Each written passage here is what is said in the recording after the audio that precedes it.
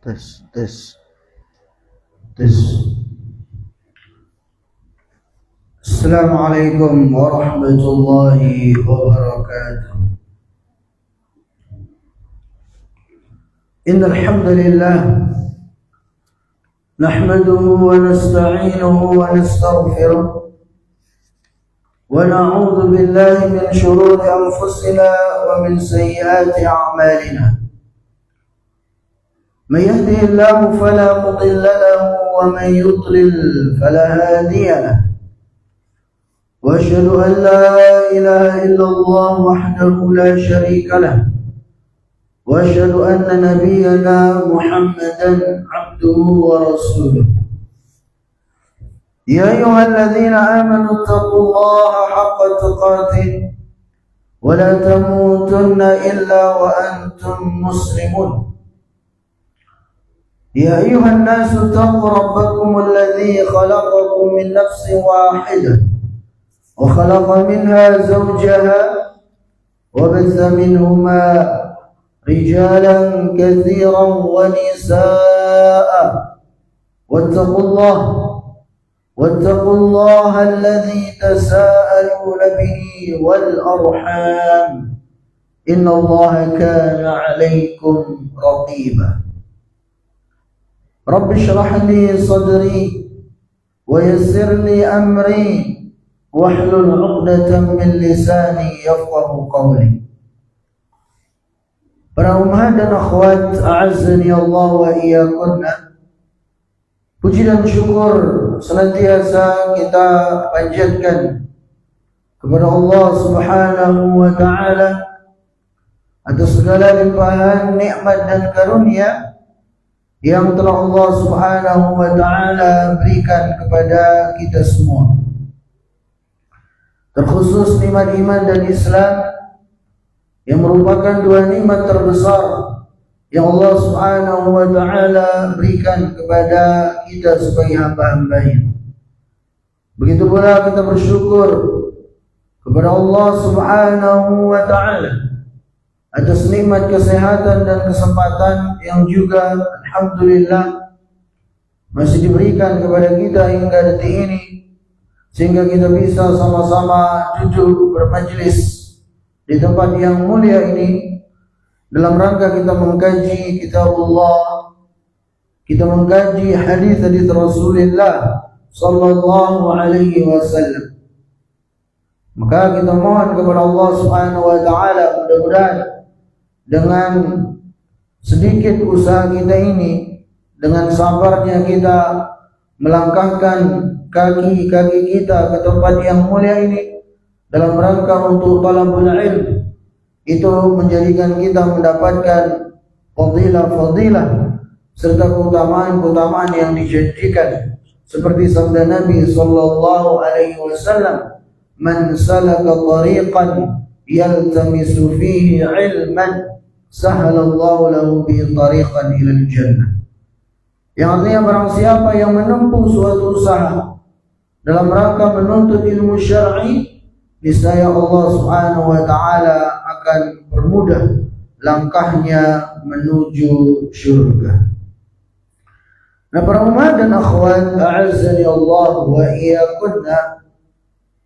Pada kesempatan ini kita akan lanjutkan pembahasan kita dari kitab Nasihati lin-Nisa, yang artinya adalah nasihatku untuk para wanita muslimah, yang ditulis oleh seorang syekhah dari Yaman yang bernama Ummu Abdillah, anak dari seorang syekh besar, seorang ulama besar, yaitu Syekh Muqbil ibn Hadi al-Wadi'i.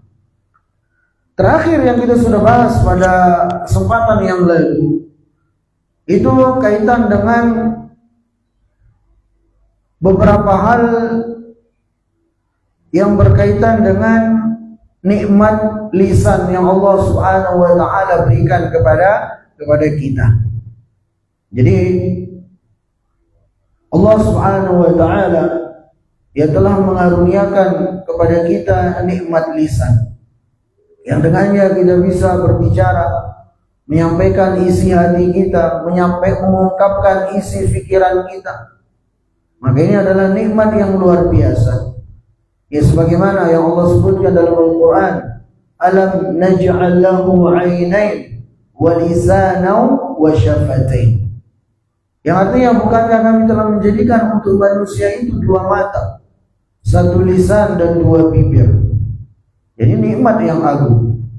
Namun ketahuilah para umat dan akhwat azza Allah iyyakunna, nikmat lisan ini ibarat pisau bermata dua. Dalam artian, dengan lisan seseorang bisa meraih syurganya Allah Subhanahu wa ta'ala. Sebaliknya, dengan sebab lisan juga seseorang akan bisa dilemparkan ke dalam api neraka. Maka kalau dia gunakan lisannya itu untuk berzikir, untuk membaca Al-Quran, untuk berdoa kepada Allah Subhanahu wa ta'ala, ya, untuk amar ma'ruf nahi munkar dan yang lainnya, untuk mengajarkan orang lain kebaikan, maka di sana lisannya itu akan menjadi sebab dia bisa meraih syurganya Allah Subhanahu wa ta'ala. Namun sebaliknya, kalau lisannya itu dia gunakan untuk hal-hal yang diharamkan oleh Allah Subhanahu wa ta'ala, maka di sanalah lisannya itu akan menjadi sebab dia dilemparkan ke dalam api neraka. Makanya Rasulullah sallallahu alaihi wasallam bersabda, "Aktsaru khataaya bani Adam fi lisani." Bahwasanya kebanyakan dosa anak Adam itu bersumber dari lisannya. Ya. Nah, maka dalam bab yang ketiga ini, ya, di sini beliau Syekhah Ummu Abdillah binti Muqbil, Syekh Muqbil bin Hadi Al-Wadi'i akan menyampaikan kepada kita dari afatul lisan, ya, dosa-dosa lisan. Dan ini pembahasan terpanjang beliau dalam kitab ini. Ya, mungkin beliau tahu betul, ya, karena beliau juga seorang wanita, ya, seorang muslimah. Mungkin beliau tahu betul apa yang harus betul-betul diperingatkan kepada kaum muslimah. Makanya dalam kitab ini, ya, para umat dan akhwat a'azzani Allah wa iyyakunna, itu hampir sepertiga dari kitab ini beliau yang membahas tentang afatul lisan, itu dosa-dosa lisan itu sendiri. Supaya apa? Supaya kita mawas diri, supaya kita berhati-hati. Karena terkadang keburukan itu perlu untuk kita kenali. Supaya apa? Supaya kita mudah untuk menghindarinya. Nah, pada kesempatan yang lalu kita sudah membahas dosa lisan yang pertama, yaitu an-nutqu bisyirki wal kufri. Itu tatkala seseorang dengan lisannya dia mengucapkan kata-kata yang mengandung kesyirikan. Dengan lisannya dia mengucapkan kata-kata kufur. Na'udzubillah. Dan ini yang paling berbahaya memang. Dosa lisan dalam bentuk kesyirikan, dosa lisan dalam bentuk kekufuran. Ya, ketika dia mengucapkan kata-kata yang di sana dia menyekutukan Allah Subhanahu wa ta'ala dengan makhluknya. Ya, misalnya dia minta dengan lisannya, dia minta rizki kepada selain Allah misalnya. Padahal kan dia tahu yang memberi rizki hanya Allah Subhanahu wa ta'ala. Malah dia minta kepada makhluk selain Allah. Dia datang ke pepohonan misalnya, datang ke bebatuan, kemudian di sana dia bilang, wahai penghuni pohon, ya lancarkanlah rizkiku. Wahai penghuni pohon, berikanlah kesembuhan kepadaku. Misalnya penghuni batu, penghuni pantai, penjaga dan seterusnya. Ini ucapan-ucapan yang mengandung kesyirikan, yang mengandung unsur menyekutukan Allah Subhanahu wa ta'ala dengan makhluknya. Ya. Dan ini berbahaya begitu. Begitu pula ucapan-ucapan yang mengandung kekufuran. Nah, ini lebih banyak lagi. Ya, misalnya keluar dari mulutnya penghinaan kepada Allah. Dia nistakan Allah Subhanahu wa ta'ala, misalnya, na'udzubillah. Ya, dengan lisannya dia menghina Rasulullah sallallahu alaihi wasallam misalnya. Dengan lisannya dia menghina syariat Islam misalnya. Ya, dengan lisannya misalnya dia mengatakan Al-Qur'an itu tidak asli. Dengan lisannya dia ucapkan itu, ini kata-kata kufur. Dengan lisannya misalnya dia mengatakan syariat Islam itu adalah sebab keterbelakangan umat Islam. Padahal ianya muslim, tapi dia katakan syariat Islam adalah sebab keterpurukan umat Islam. Ini kata-kata kufur. Ya. Dan banyak bentuk-bentuk ucapan-ucapan kufur seperti ini. Dia katakan misalnya dengan lisannya dia katakan, oh semua agama itu sama. Ini semua adalah kata-kata yang bisa menjerumuskan pada kekufuran yang wajib bagi seseorang untuk menghindarinya. Bahkan dalam kondisi bercanda sekalipun. Tidak boleh dalam candaan-candaan kita itu kita menghina syariat Islam, menghina Rasulullah sallallahu alaihi wasallam, menghina Al-Qur'an, menghina syiar-syiar Islam. Ya, nggak boleh. Karena itu bagian dari dosa lisan yang bisa menjerumuskan seseorang pada kekufuran. Maka ini, jadi ucapan kesyirikan, ucapan kekufuran ini dosa lisan yang paling wajib untuk kita jauhi. Ya, karena ini bisa menjerumuskan kita pada kesyirikan dan kekufuran. Kemudian yang berikutnya, yang kedua yang beliau sebutkan dari dosa-dosa lisan di sini adalah an-nutqu bil bid'ati. Itu ketika seorang dengan lisannya dia mengucapkan ucapan-ucapan yang dia anggap itu ibadah, padahal itu sama sekali tidak ada dalilnya, tidak pernah dicontohkan oleh Rasulullah sallallahu alaihi wasallam. Bahkan mungkin Nabi sallallahu alaihi wasallam melarang darinya. Ya. Maka ucapan-ucapan seperti ini juga harus kita hindari. Ya, seperti misalnya seorang dia membuat pujian-pujian kepada Nabi sallallahu alaihi wasallam tapi dengan pujian yang berlebih-lebihan. Ya.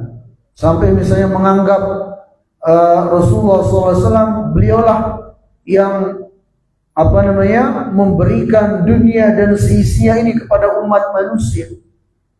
Ya, sampai kemudian dia mengucapkan dengan lisannya bahwasanya Nabi Muhammad SAW mengetahui seluruh perkara gaib yang ada di Lauhil Mahfuz. Seperti yang disenandungkan oleh sebagian ya kaum muslimin yang mengatakan, ya Rasulullah, wa inna min judika ad-dunya wa dharrataha wa inna min ilmika ilmul lawhi wal qalami. Kata dia, ya Rasulullah, di antara kedermawananmu adalah dunia dan seisinya ini ya Rasulullah. Dan di antara ilmumu adalah ilmu yang ada di Lauhil Mahfuz sana. Nah, ini ucapan-ucapan yang berlebih-lebihan, ya, yang ditujukan kepada baginda yang mulia Nabi kita Nabi Muhammad sallallahu alaihi wasallam. Karena sejatinya dunia dan seisinya adalah pemberian dari Allah. Begitu pula ilmu yang ada di Lauhil Mahfuz itu adalah ilmu milik Allah. Hanya Allah yang mengetahuinya. Rasulullah SAW tidak mengetahui perkara gaib kecuali yang dikabarkan oleh Allah Subhanahu wa taala kepada beliau, dan itu yang Allah tegaskan dalam Al-Qur'an. Ya qul la ya'lamu man fis samawati wal ardil ghaiba illallah. Katakanlah tidak ada yang mengetahui baik di langit ataupun di bumi perkara-perkara gaib kecuali Allah. Ya. Dan Nabi SAW sendiri tidak senang untuk dipuji-puji secara berlebih-lebihan. Kata beliau sallallahu alaihi wasallam, la tutruni kama atratin nasara ibn Maryam. Jangan kalian berlebih-lebihan dalam memujiku sebagaimana orang-orang Nasara berlebih-lebihan dalam memuji Isa ibn Maryam. Nah, pujian-pujian yang berlebih-lebihan seperti ini hendaknya kita hindari. Karena itu dilarang oleh Rasulullah sallallahu alaihi wasallam. Ya, begitu pula mungkin dengan zikir-zikir yang mungkin itu tidak ada contohnya, teladannya dari Rasulullah sallallahu alaihi wasallam, itu semestinya bagi kita untuk menghindarinya. Ya, terlalu banyak zikir yang Rasulullah sallallahu alaihi wasallam ajarkan kepada kita. Dari mulai bangun tidur sampai tidur lagi, itu ada sekian zikir yang Rasulullah SAW ajarkan. Ya, puluhan, bahkan mungkin bisa ya ratusan. Kalau kita rincikan zikir-zikir yang ada dalilnya dari hadis-hadis Nabi Sallallahu Alaihi Wasallam yang jelas-jelas bagian dari syariat ini, yang pastinya ya itu belum semua kita bisa amalkan. Mungkin cuma beberapa persen yang kita amalkan. Lantas kemudian kenapa kita menyibukkan diri kita dengan zikir-zikir yang tidak ada tuntunannya dari baginda yang mulia Nabi kita Nabi Muhammad Sallallahu Alaihi Wasallam? Oh, yang ada saja dalilnya belum habis kita amalkan. Nah ini. Dari yang kedua dari afatul lisan yang beliau sebutkan di sini adalah mengucapkan ya ucapan-ucapan yang dianggap bagian dari syariat Islam, padahal itu tidak pernah diajarkan oleh Rasulullah Sallallahu Alaihi Wasallam. Karena Rasulullah Sallallahu Alaihi Wasallam bersabda dalam hadis Aisyah radhiyallahu taala anha, "Man ahdatha fi amrina hadza ma laysa minhu fa huwa raddun."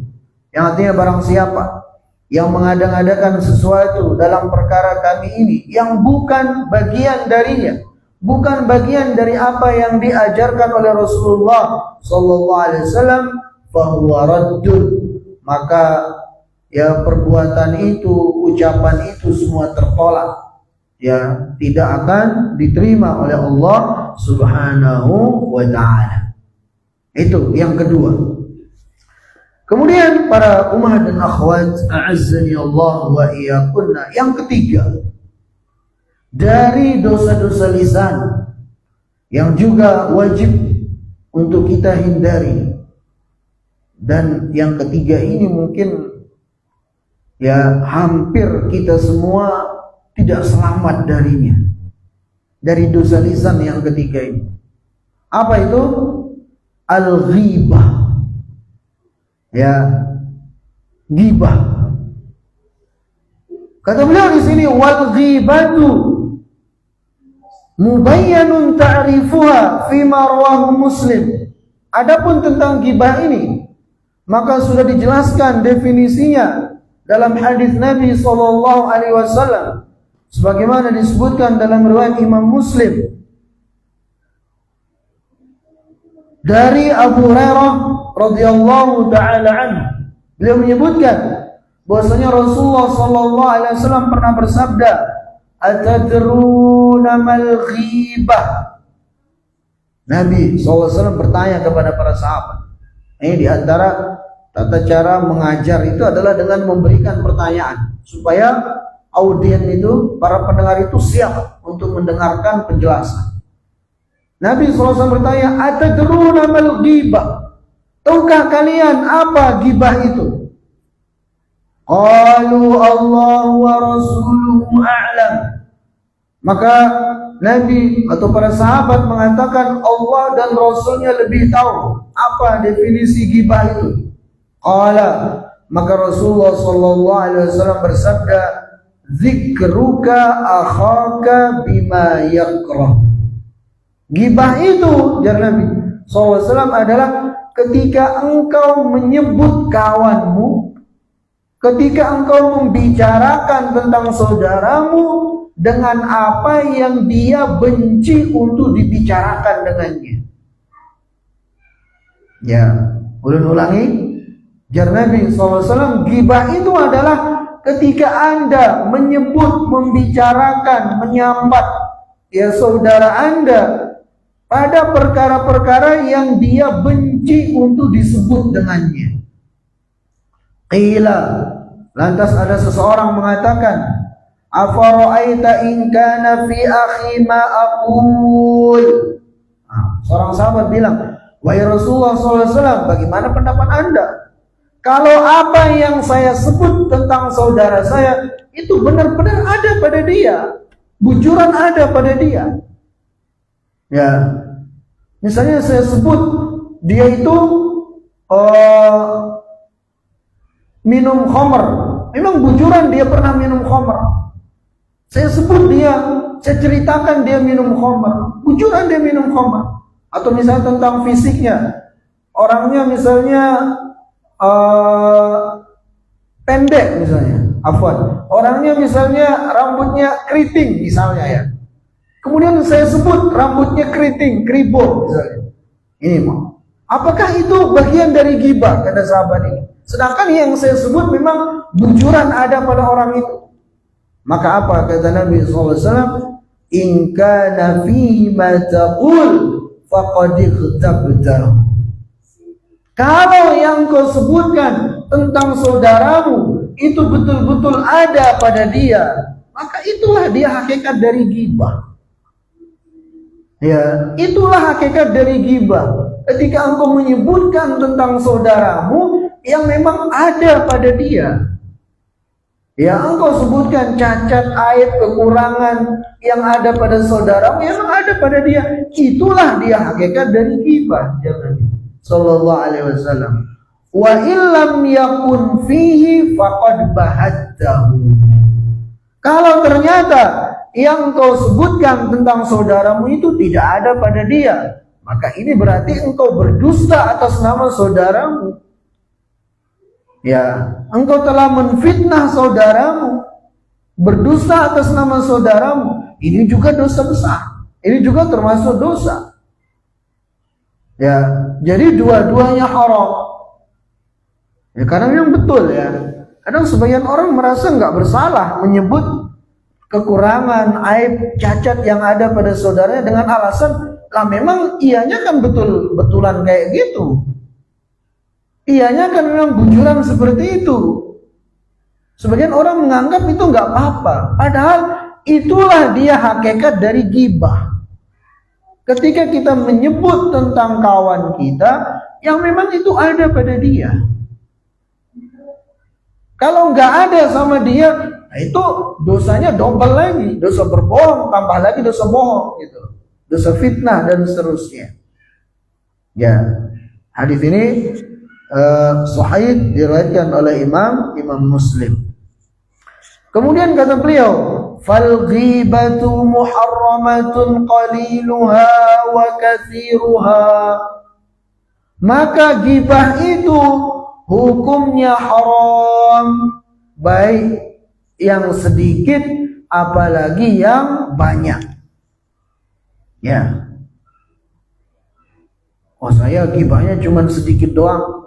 Ya, enggak banyak kok. Tetap haram. Walaupun cuma sedikit, ya, tetap haram. Sebagaimana disebutkan dalam riwayat dari Aisyah radhiyallahu taala anha, ya, annaha qalat, ya Rasulullah, hasbuka min safiyati kada wa kada, ta'ni qasirah. Jadi pernah ummuna, ibunda kita Aisyah radhiyallahu ta'ala menyebut tentang istri Nabi yang lainnya, itu Sofiyah. Ya, kata Aisyah, ya, Sofiyah itu seorang yang qasirah. Ya, maaf kata pendek gitu. Itu kata Aisyah radhiyallahu ta'ala anha tentang istri Nabi yang lain, itu Sofiyah. Maka apa kata Nabi sallallahu alaihi wasallam kepada Aisyah, laqad qulti kalimatan law muzijat bima'il bahri lamazajathu. Subhanallah. Lihat tegasnya Rasulullah sallallahu alaihi wasallam. Kata Nabi sallallahu alaihi wasallam kepada Aisyah yang mengatakan Sofia itu orangnya pendek, sungguh engkau telah mengatakan satu kalimat, satu kata yang seandainya kata-katamu tadi itu dicampur dengan lautan, air laut, niscaya ya kata-katamu itu akan menjadikan air laut itu membusuk. Niscaya kata-katamu itu akan menjadikan air laut itu rusak. Padahal kan air laut itu asin. Sesuatu yang asin itu biasanya ya justru akan mengawetkan. Ya kalau ya kita misalnya mengawetkan ikan ya supaya kada cepat membusuk, kita taruhkan garam karena asin itu mengawetkan. Tapi lihat di sini, kata Nabi SAW, ucapanmu tadi itu, padahal Aisyah radhiyallahu taala cuma mengatakan Sofia itu tubuhnya pendek gitu aja, nggak lebih dari itu. Tapi kata Nabi SAW, sungguh ucapanmu itu kalau dicampur dengan air lautan, niscaya akan menjadikan air laut itu membusuk, akan menjadikannya rusak. Ya, sampai seperti itu tegasnya Rasulullah SAW dalam perkara ghibah. Ya, sampai air laut yang asin sekalipun bisa rusak. Ya, kalau dicampur dengan ucapan ghibah, padahal sepele saja, yang mungkin kita anggap ya apa salahnya, uang dia memang seperti itu. Nah ini, maka para umat dan akhwat, a'azzani Allah wa iyyakunna, hati-hati, jaga lisan kita ini. Ya, jaga lisan kita dari menyebut, menyambat saudara kita itu. Walaupun itu bujuran ada pada dia.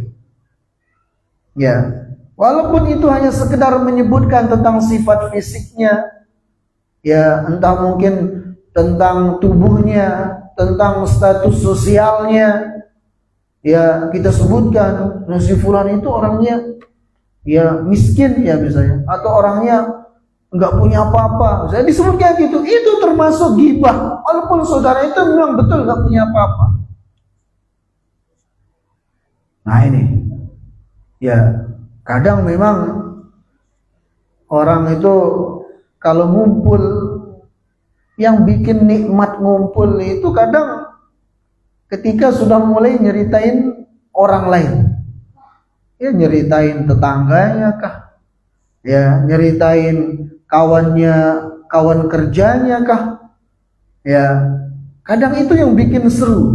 Tapi justru ternyata itu yang akan mendatangkan dosa bagi kita. Ya, sehingga ngumpul-ngumpul cerita kayak gitu jadinya ngumpul dosa berjamaah. Ya. Dan na'udzubillah. Kemudian para umat dan akhwat, a'azzani Allah wa iyyakunna. Kata beliau di sini, wa fi sahihain, dan dalam sahihain itu dalam kitab Bukhari dan Muslim, Sahih Bukhari dan Sahih Muslim, min hadis Abi Bakrah, dari hadis Abu Bakrah. Ini Abu Bakrah lain Abu Bakar ya. Anna Nabi sallallahu alaihi wasallam qala, bahwasanya Rasulullah sallallahu alaihi wasallam bersabda, fa inna dima'akum wa amwalakum wa a'radakum haramun ka hurmati yaumikum hadza fi baladikum hadza fi syahrikum hadza. Jadi Rasulullah SAW beliau mengucapkan ini pada saat haji wada, ketika beliau berhaji. Pada saat itu beliau sedang berada di Arafah, beliau khutbah di hadapan para sahabat. Nah di antara khutbah yang disampaikan oleh Nabi SAW, dan ini bagian dari pesan-pesan terakhirnya Rasulullah SAW sebelum beliau wafat. Beliau mengatakan, fa inna dima'akum dima'akum, sesungguhnya darah-darah kalian, wa amwalakum, harta-harta kalian, wa a'radakum, kehormatan-kehormatan kalian, alaikum haramun, haram untuk dizalimi. Ya, jadi darah kalian itu terhormat, sehingga haram bagi seorang untuk menumpahkan darah kalian. Begitu pula harta-harta kalian itu terhormat, sehingga haram bagi seseorang untuk mengambil harta kalian dengan cara yang batil, dicuri dan semacamnya. Begitu pula kehormatan-kehormatan kalian itu haram, sehingga tidak boleh bagi siapapun untuk merusak kehormatan saudaranya. Salah satunya adalah dengan cara menggibah saudaranya. Itu bentuk merusak kehormatan saudaranya.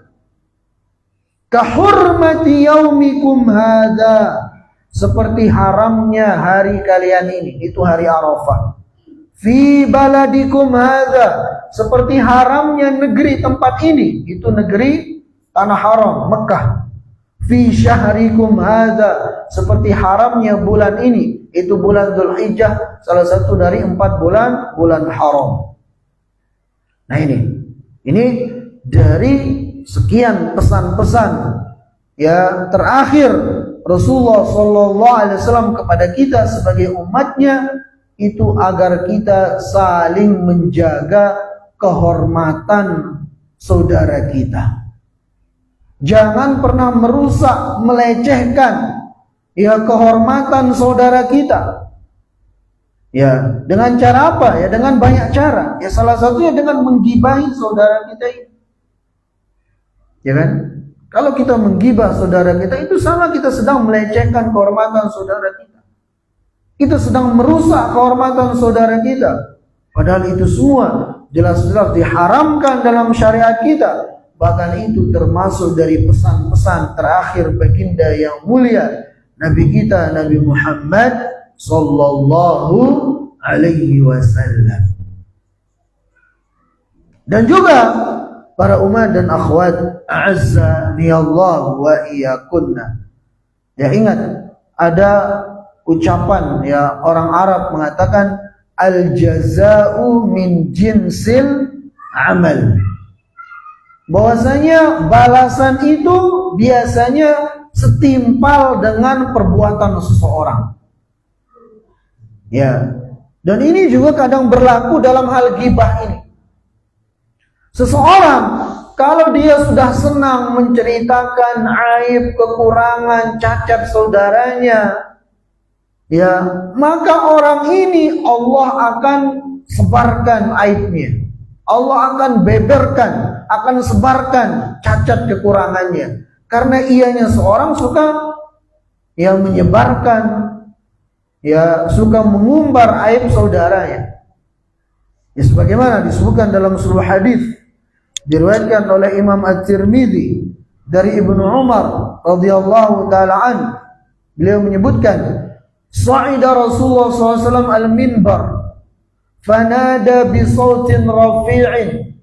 Jadi pernah satu ketika Rasulullah SAW naik ke mimbar, kemudian beliau berkhutbah, menyampaikan wejangan nasihat dengan suara yang lantang. Apa jar Nabi SAW? Ya ma'syar man amana bilisanihi, wahai orang-orang yang mengaku beriman dengan lisannya, walam yufdil imanu ila qalbih, dan iman itu belum sampai ke dalam relung hatinya. Jadi dia ngucapin iman dengan lisannya, tapi ucapan keimanannya itu belum ya sampai pada hatinya. Apa kata Nabi SAW? La tu'zul muslimin wala tu'ayyiruhum. Jangan kalian menyakiti, mengganggu kaum muslimin. Jangan kalian merusak kehormatan saudara kalian kaum muslimin, jangan. Wala tattabi'u auratihim, dan jangan kalian mencari-cari kesalahan saudara kalian. Ya, jangan kalian suka memata-matai, ya, mencari-cari keburukan, kekurangan, aib, cacat saudara kalian. Jangan. Fa innahu man tatabba'a awrata akhihi al-muslim tatabba'a Allahu awratahu. Na'udzubillah. Kata Nabi SAW, sungguh barang siapa yang mencari-cari, dia mata-matai saudaranya untuk dicari-cari kesalahannya, maka Allah Subhanahu wa ta'ala akan cari-cari kesalahan orang tersebut. Kemudian kata beliau, wa man tatabba'a Allahu auratahu, dan barang siapa yang Allah Subhanahu wa ta'ala cari-cari auratnya, kekurangannya, kesalahannya, aibnya, cacatnya, yafdahu walau fi jawfi rahli, maka Allah akan umbar aibnya, Allah akan tampakkan kekurangannya, keburukannya, walaupun itu dia lakukan, ya, di tempat yang tersembunyi,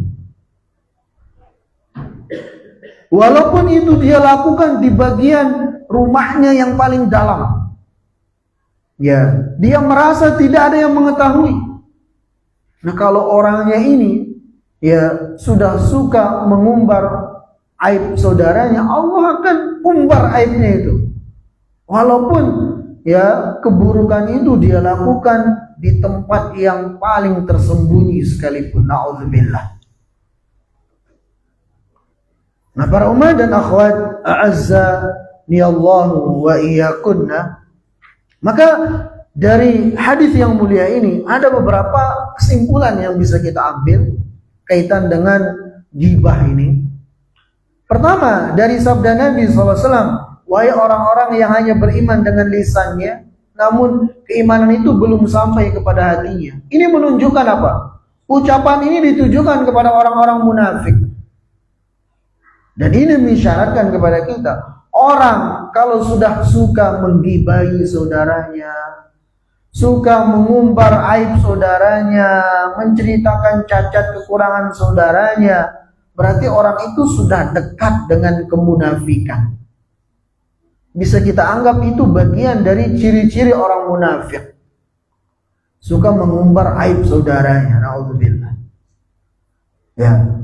Kemudian juga faedah yang lain dari hadis ini yang menunjukkan kepada kita tentang haramnya ghibah itu sendiri. Karena di sini, dalam hadis ini Allah memberikan ancaman kepada orang-orang yang suka mencari-cari, memata-matai, ya, saudaranya untuk dicari kesalahannya. Allah beri ancaman, menunjukkan perbuatan ini adalah dosa, bahkan bisa masuk dosa besar. Kemudian faedah yang lain dari hadis ini, ya, ancaman bagi orang yang suka menggibah. Itu apa? Karena ianya suka menggibahi saudaranya, karena ianya suka mengumbar aib cacat saudaranya, maka Allah Subhanahu wa ta'ala akan mengumbar aibnya sendiri, aib-aib orang itu, ya, aib orang yang suka menggibah, walaupun ianya melakukan keburukan itu di tempat yang tersembunyi. Karena kalau Allah yang sudah mencari, ya, kita mau sembunyi di mana melakukan keburukan, pastinya Allah tahu, ya, sehingga itu Allah akan tampakkan di hadapan manusia di dunia dan juga nanti di akhirat apalagi. Ini subhanallah, ya. Maka hati-hati kita dari dosa ghibah. Ya, mungkin ketika kita menggibah sekali, dua kali, kita mungkin merasa aman. Ya, tapi ketika Anda terus, maka nanti pada saatnya aib-aib Anda itu akan disebarkan oleh Allah Subhanahu wa ta'ala. Ya, akan diumbar semua keburukan-keburukan Anda. Ya, sehingga kitanya malu sendiri nanti. Maka hati-hati kita. Ya, jangan sampai Allah Subhanahu wa ta'ala mencari-cari kesalahan kita dikarenakan kita suka mencari-cari kesalahan saudara kita. Kemudian hadis yang berikutnya yang beliau sebutkan masih berkaitan dengan ghibah ini. Wal hadis fi sahihil musnad fi sunan Abi Dawud. Yang disebutkan dalam sunan Abu Dawud dari Anas bin Malik radhiyallahu anhu qala, bahwasanya Rasulullah SAW bersabda, "Lamma urija bi, tatkala aku dimi'radkan." Ya, dibawa naik ke langit bersama malaikat Jibril alaihissalam. Jadi ujar Nabi SAW, ketika aku melakukan Isra dan Mi'raj itu, marartu biqaumin, aku melewati satu kaum, lahum adfarun min nuhasin yakhmushuna wujuhahum wa sudurahum. Jadi mereka itu orang-orang ini, ya, jadi Rasulullah SAW pada saat Isra dan Mi'raj itu beliau diperlihatkan azab-azab penghuni neraka. Nah, salah satunya ini. Jadi jar Nabi SAW, aku melewati satu kaum orang-orang yang mereka itu memiliki kuku yang panjang-panjang. Ya, dari nuhas, ya, tembaga besi atau semacamnya. Jadi kukunya panjang, ya, dari besi, tembaga atau semacamnya. Wujuhahum wa sudurahum yakhmishuna wujuhahum wa sudurahum. Kemudian mereka mencakar-cakar wajahnya seorang. Ya, mereka mencakar-cakar wajahnya dan dadanya sendiri. Fakultu, kemudian aku pun berkata, kata Nabi SAW, man haula ya Jibril. Itu siapa itu wahai Jibril? Kok seperti itu kondisinya? Ya, kukunya panjang-panjang, kemudian dia mencakar-cakar, mencabik-cabik wajahnya sendiri. Apa dosanya dulu di dunia? Kok seperti itu siksaannya? Maka kata malaikat Jibril, haula alladzina ya'kuluna luhuman nas. Mereka itu adalah orang-orang yang dahulu di dunia suka memakan daging saudaranya. Siapa yang memakan daging saudaranya? Bukan maksudnya kayak siapa yang dulu viral yang makan daging manusia, Sumanto atau siapa ya? Bukan itu maksudnya. Yang dimaksud di sini makan daging saudaranya adalah mereka yang menggibahi saudaranya. Ya, sebagaimana Allah sebutkan dalam surah Al-Hujurat. Allah berfirman, "Wala yaghtab ba'dukum ba'dha ayuhibbu ahadukum an ya'kula lahma akhihi maita." Yang artinya, dan janganlah sebagian dari kalian menggibahi sebagian yang lainnya. Apakah kalian senang untuk memakan daging bangkai saudara kalian sendiri? Jadi Allah samakan seorang yang menggibahi saudaranya itu sama dengan dia memakan daging bangkai saudaranya. Na'udzubillah. Nah, maka di sini ketika malaikat Jibril ditanya oleh Nabi SAW, siapa mereka itu wahai Jibril? Kok mereka kondisinya seperti itu? Kuku mereka panjang-panjang dari besi atau semacamnya. Kemudian dia mencakar-cakar, mencabik-cabik wajahnya sendiri. Siapa mereka? Kata malaikat Jibril, oh itu mereka orang yang dulu di dunia suka makan daging saudaranya. Artinya suka gibahi saudaranya. Wa yaqa'una fi a'radin, dan mereka suka merusak kehormatan saudaranya, menjelek-jelekkan kehormatan saudaranya.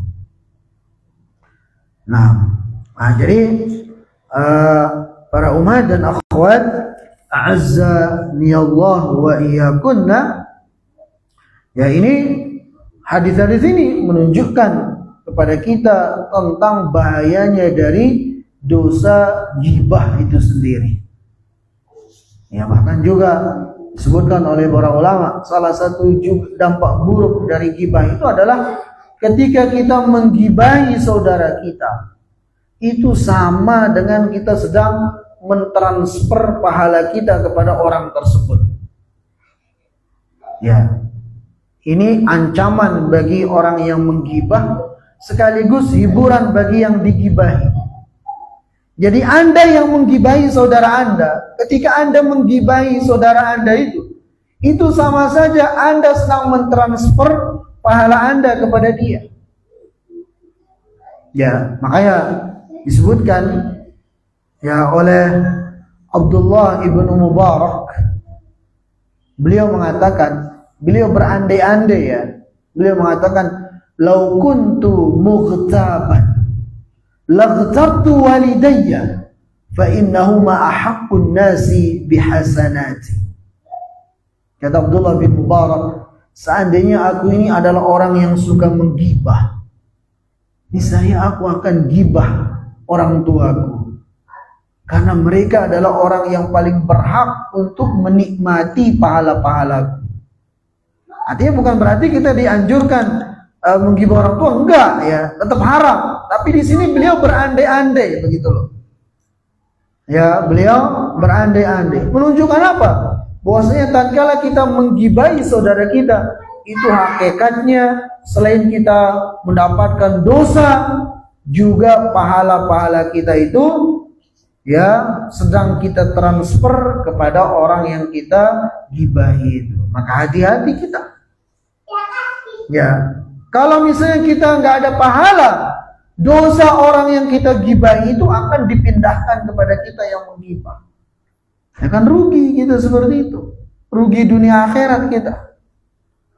Nah, makanya para umat dan akhwat, a'azzani Allah wa iyyakunna, wajib bagi kita untuk menghindari dosa ghibah ini. Nah, kemudian di sini beliau menyebutkan, ya, menjawab sebuah pertanyaan, apakah ghibah itu adalah dosa besar ataukah dosa kecil?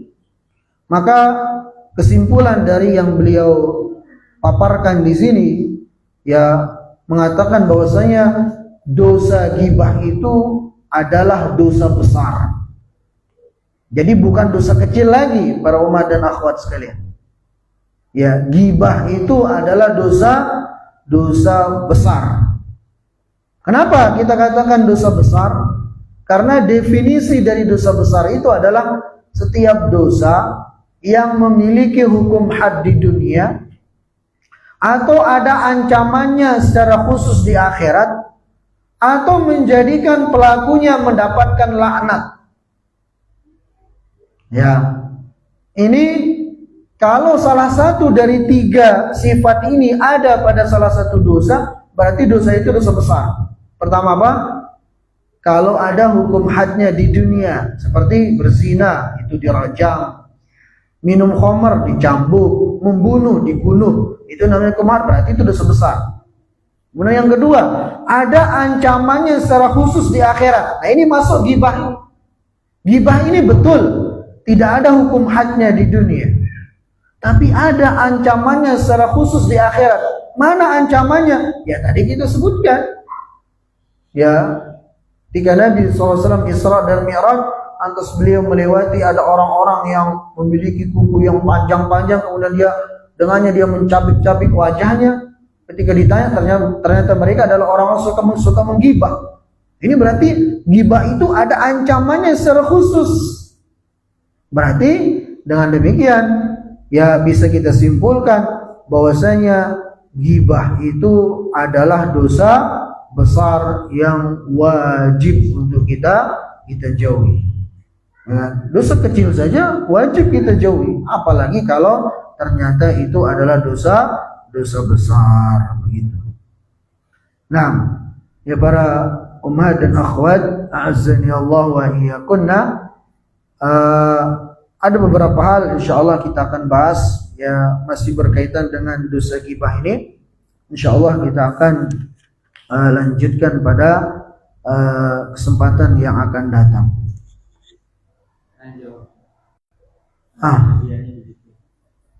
Tanya jawabnya bisa dimatikan.